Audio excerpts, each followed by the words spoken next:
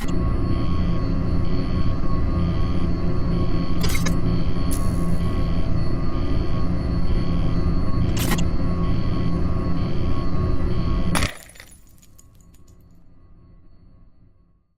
friends, thank you for taking time out of your week to spend a little with me. I appreciate you. This week's case is a suggestion from longtime viewer Rejected Driftwood, and it's a tough one to discuss, so proceed with caution. We are talking about Lauren Kavanaugh, who became known across the nation as the girl in the closet. I ask you to join me as we discuss how Lauren was not only failed by the system, but at such a young age endured 6 years of abuse by the people who were supposed to love and protect her. Lauren Ashley Calhoun was born on April 12, 1993 to Barbara Calhoun. Barbara at the time was a 21-year-old unemployed mother of a toddler who was living out of the front seat of a pickup truck. Barbara had faced many obstacles in life. She was born to a young schizophrenic who allowed her to be abused until she was 4 years old. After her horrific beginnings, she was adopted by the Calhouns, who tried to set their now daughter on the right path. Barbara found herself in a position where she had a choice regarding her newest daughter. Through a friend, she met Sabrina and Bill Kavanaugh when she was 4 months pregnant. The Kavanaughs wanted a child very much, so when the opportunity arose, they offered to adopt Barbara's unborn child as a means to help her and her child have a better life. Barbara had recently moved in with one of Sabrina's relatives and seemed more than willing to give Lauren to the Kavanaughs. In fact, she was more than certain, according to Sabrina. Barbara was unsure who the child's father was. After making the proper arrangements for the adoption to take place, Sabrina and Bill were with Barbara every step of the way. They drove to every appointment and prepared for Lauren's arrival with a nursery dressed in pink and little outfits to match. To say they were excited was an understatement. They claimed they loved Lauren before she was even born. When labor finally started, the Kavanaughs rushed to East Texas Medical Center in Athens, Texas to support Barbara. And after a long and arduous labor, Lauren was here. Although Barbara was the child's birth mother, she refused to have anything to do with her. Once labor was over, she rolled away and did not celebrate in the joy of a new life. The next morning, the adoption papers were signed, legally changing the child's name to Lauren Kavanaugh. The Kavanaughs recalled how distant and disconnected Barbara was from the infant. And just after a few days in the hospital, Lauren was released to start her life with her new parents in Canton, Texas. For 8 months, life was perfect for Lauren and the Kavanaughs. Then one day, the phone rang. Barbara's attorney called stating Barbara had decided to file a petition to take Lauren back. Unsure of why she all of a sudden changed her mind, the Kavanaughs were prepared to fight. The custody battle lasted nearly a year. During this time, Barbara married Kenneth Atkinson, an old high school friend. The Kavanaughs retained exclusive rights to Lauren for 9 months, but the court started to limit their visits. Lauren was visiting with the Kavanaughs as much as possible, and during this time, Sabrina started to notice marks on Lauren. At first, they were written off as typical toddler bruises as a result of learning to walk, but then Lauren started fighting to let anyone change her diaper. Sabrina started documenting what she thought was abuse. Lauren's diaper area was often so red that she was sure it wasn't a rash. These photos were taken into the court as evidence that Barbara was an unfit parent. When the judge reviewed their evidence, it was proclaimed it was insufficient enough, and these photos did more damage to Lauren than her mother ever could. Sabrina tried to take Lauren to the hospital for testing to ensure she had not been abused, but without adequate proof, doctors would not perform the test. Barbara worked for a short time as a paralegal, so she was aware of what paperwork needed to be in place. After pulling all the adoption documents for Lauren, she discovered one was missing. It turned out the Kavanaugh's lawyer did not file the document to terminate Barbara's parental rights, and this was all that was needed for her to win the case. After 8 months of judicial struggle, the judge ordered Lauren to be returned to her birth mother in 1994. The Kavanaughs tried to be as active as possible in Lauren's life, volunteering to babysit on the weekends and continuing to buy her things she needed, but visits became more infrequent before Barbara quit returning their calls. Sabrina Kavanaugh stated the last time they saw Lauren before her life turned upside down was on December 26, 1994, when Lauren was 20 months old. She met Barbara in the parking lot of a store where she handed Lauren over along with a list of phone numbers, begging her if she changed her mind to call them as soon as possible. The next 6 years were not only unstable for Lauren and her siblings, but a downright horror show for Lauren. In those 6 years, Barbara married twice, divorced twice, before eventually rekindling with Kenneth Atkinson. She went on to give birth to an additional 3 children, making Barbara responsible for 6 in total with no income to support them. They seemed to move every time the rent was due, bouncing between women's shelters, their vehicle, various homes, before finally settling into a mobile home located in Hutchins, Texas. In the beginning, they brought Lauren to family functions and she was allowed to play alongside her other siblings. But unbeknownst to Barbara's family, the abuse was already in full swing. Lauren was being starved by her mother. Doris Calhoun, Barbara's mother, claimed when Lauren would come over to her house, she tried to eat anything she could find. Doris couldn't keep her out of the pantry and equated Lauren's compulsive eating to a pig. She would even take food and stash it in her bed so she could eat it at night.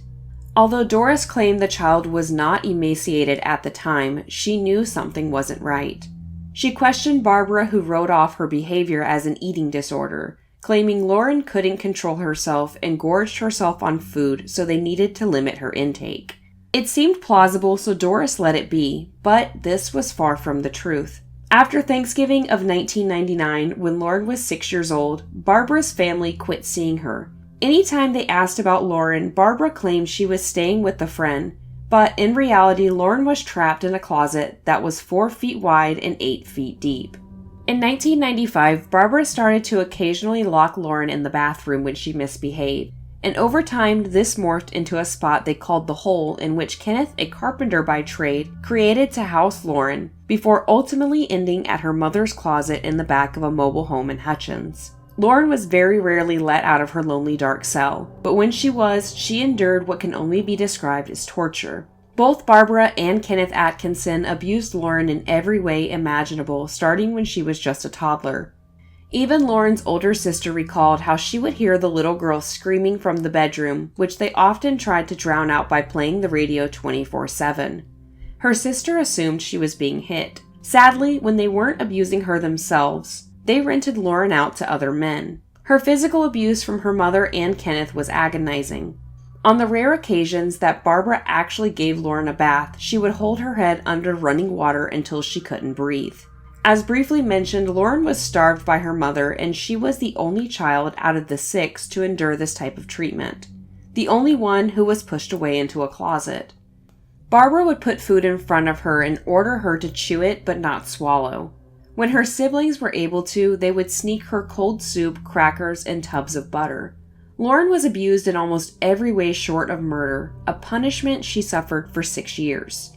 Child Protective Services was called on Barbara in at least 2 instances, and the police were sent out to the home to perform welfare checks. Lauren stated during these visits she was sat at a table with the food in front of her but ordered not to eat.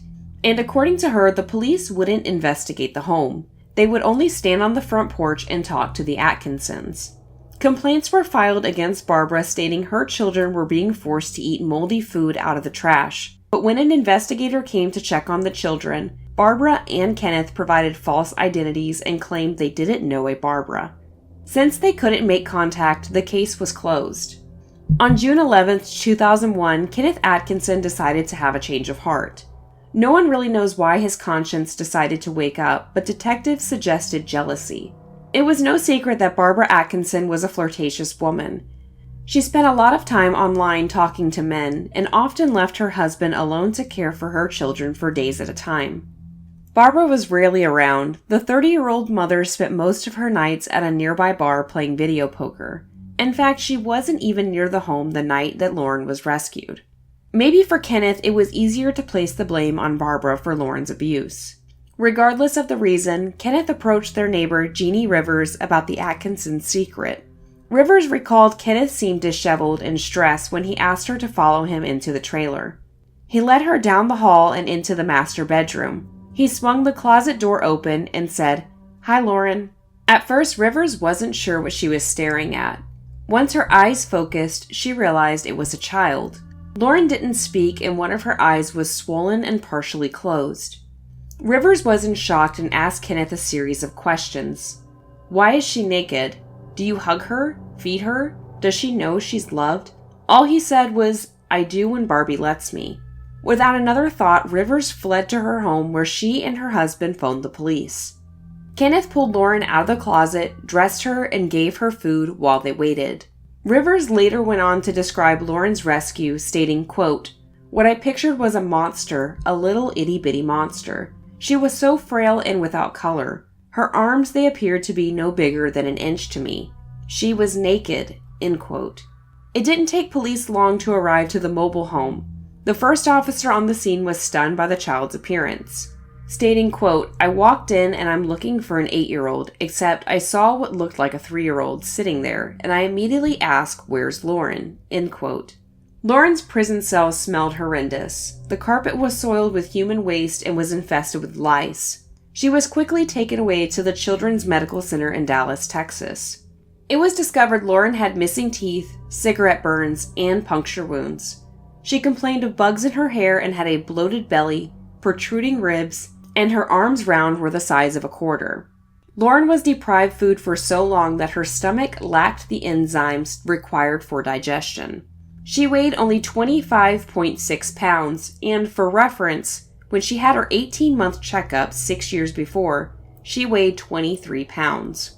She had the communication skills of a toddler, and when asked by hospital staff how old she was, she replied, quote, "2, because that's how many birthday parties I've had," end quote. Her esophagus was clogged with plastic, carpet fibers, and feces. She developed a rectovaginal fistula from repeated abuse, which required multiple reconstructive surgeries to repair. The doctors stated Lauren was damaged in ways they hadn't seen. They never had a case as severe as hers, in which a child was forced to suffer not just one, but all forms of abuse. Because Lauren was locked away during her most pertinent development years, her brain atrophied. Doctors believed she wouldn't go on to live a normal life. Lauren's mother, Barbara, and her husband, Kenneth, were arrested the same day, and her other 5 siblings were removed from the home and placed in foster care. They ranged in age from 22 months to 11 years old. The story was covered locally before exploding across the country, resulting in outrage all over. The Kavanaughs were unaware of what happened to Lauren until the news of their arrest hit their television. Barbara and Kenneth freely spoke to police after their arrest, admitting to their crimes of abuse. Kenneth claimed things intensified with Lauren after 1996 when Barbara became depressed, essentially placing the blame on her.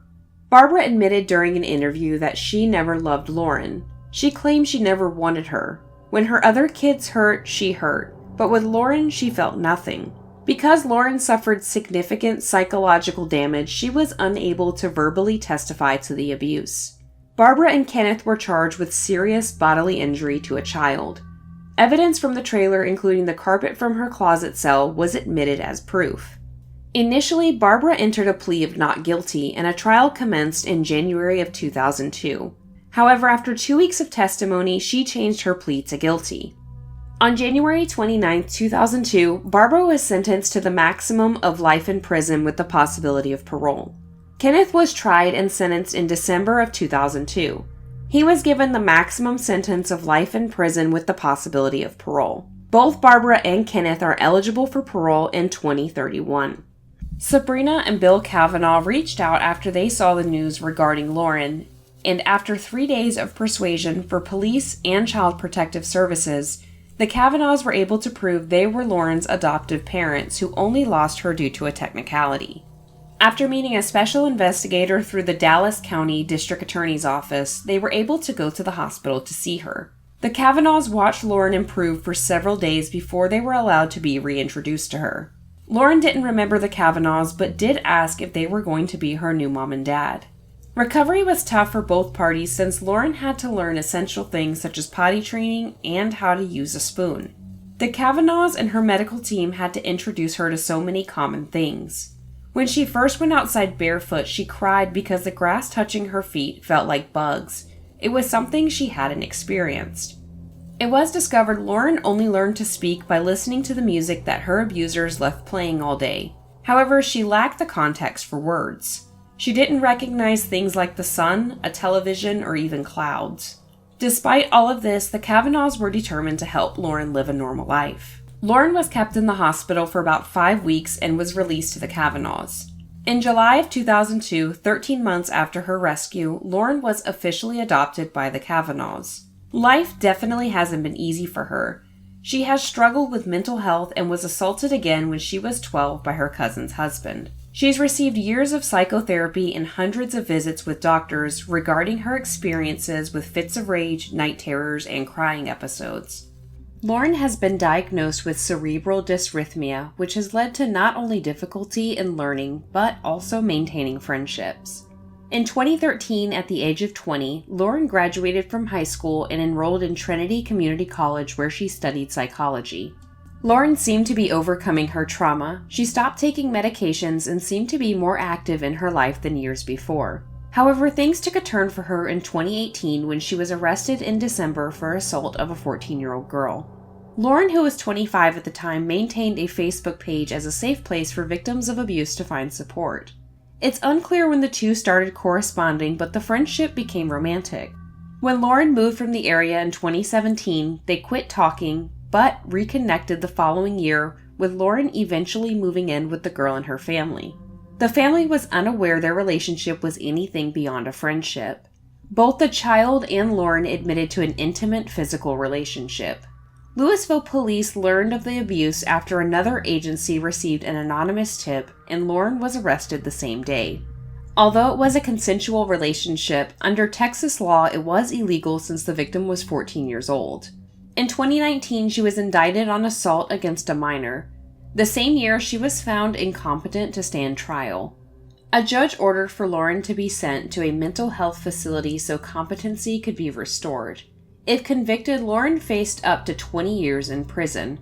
She remained in custody for 3 years until October 2021, when all charges against her were inexplicably dropped and Lauren was allowed to walk free. Since her experiences, Lauren has tried to use her mistake and tragic upbringing as a lesson, stating, quote, "I don't want to be like my parents. That's my focus. I have that fear of turning out like them because every day I feel it. I have that rage inside like my mother. The only difference is I'm trying to control it." End quote. Hi friends, thank you so much for listening. I wanted to also add that I was unable to find anything further regarding Lauren's charges with the minor being dropped unexplained. It's been a year, so I figured there would be some kind of update, but there hasn't been. So if I find any additional information or see anything about that, I'll kind of update you guys in the community page or something, just to give you a heads up. But I wanted to say, as always, I'm interested in hearing your thoughts, so leave them in the comments below and we can talk about this case. If you found this to be informative, please consider giving the video a thumbs up to let YouTube know you want more. And lastly, if you're not subscribed yet, you should, because we would love to have you under the ash tree. So I do just want to go ahead and apologize to everyone here in YouTube land in case you don't follow me on social media. But the reason this video was delayed by almost 2 weeks was because I got really sick and I couldn't record. I was very congested and barely had a voice. And I'm still not 100%, but I'm much better than I was. So hopefully this doesn't sound too crazy distorted or anything, like my voice doesn't sound terrible. And also my microphone, oddly enough, broke mid-record in this video, so I had to go and buy another one. It's the same kind, so I'm also hoping that doesn't affect the quality at all. But I just wanted to go ahead and say thank you all for your continued support and kind messages. I hope you all have a great week ahead of you, and it is Thanksgiving this week, so I hope you all are surrounded by those you love the most. And if you celebrate, happy Thanksgiving. But for now, I will see you all in the next one. Bye, friends!